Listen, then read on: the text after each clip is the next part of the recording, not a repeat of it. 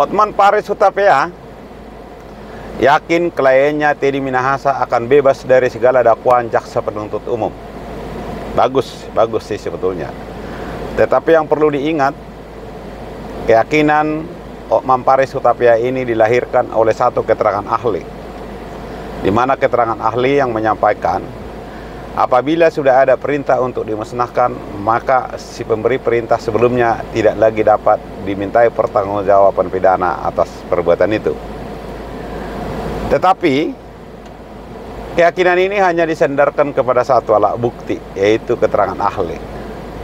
Kalau kita mau merujuk tentang alat bukti sebagaimana di dalam pasal 184 KUHP, alat bukti adalah keterangan saksi, baru keterangan ahli, surat, dan lain-lain sebagainya.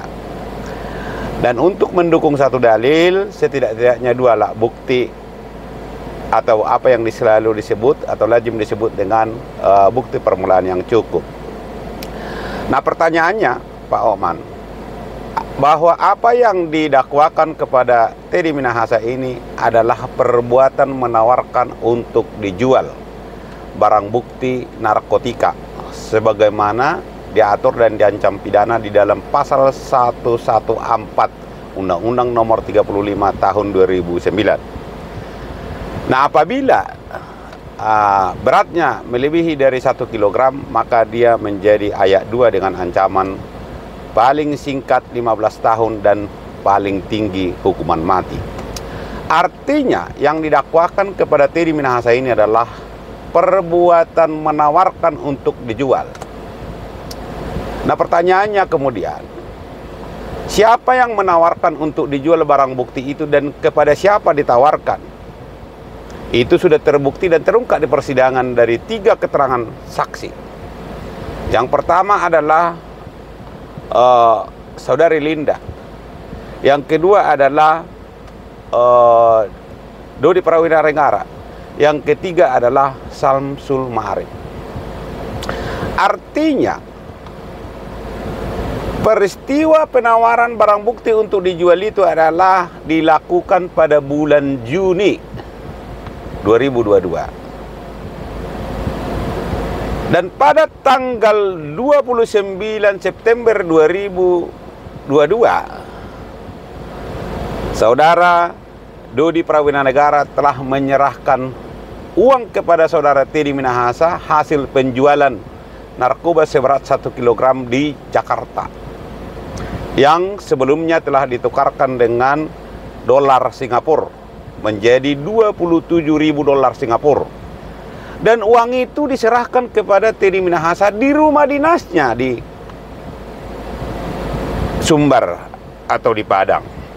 Artinya, adapun yang diperintahkan untuk dimusnahkan itu adalah sisanya yang 4 kilogram lagi, karena harga tidak sesuai dengan harapan dari Saudara Teddy Minahasa.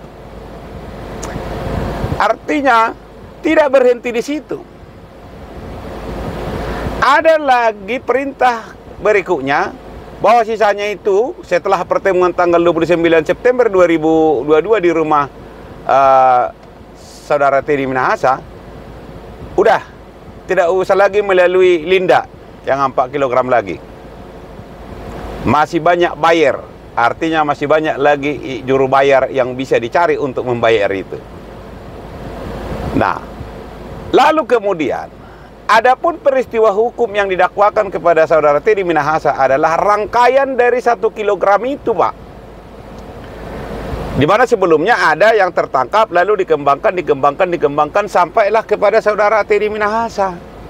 Artinya bukan terhadap barang yang diminta untuk dimusnahkan itu. Dan yang kedua, perintah untuk dimusnahkan itu sebetulnya bentuk kekesalan dan kekecewaan yang sifatnya sementara. Barangkali misalnya ketika kita menawarkan sesuatu, ya udahlah nggak usah jadi. Tetapi belum tentu di batin dan sanubari kita ada niat tulus untuk menggagalkan itu. Nah, itulah yang harus dipahami.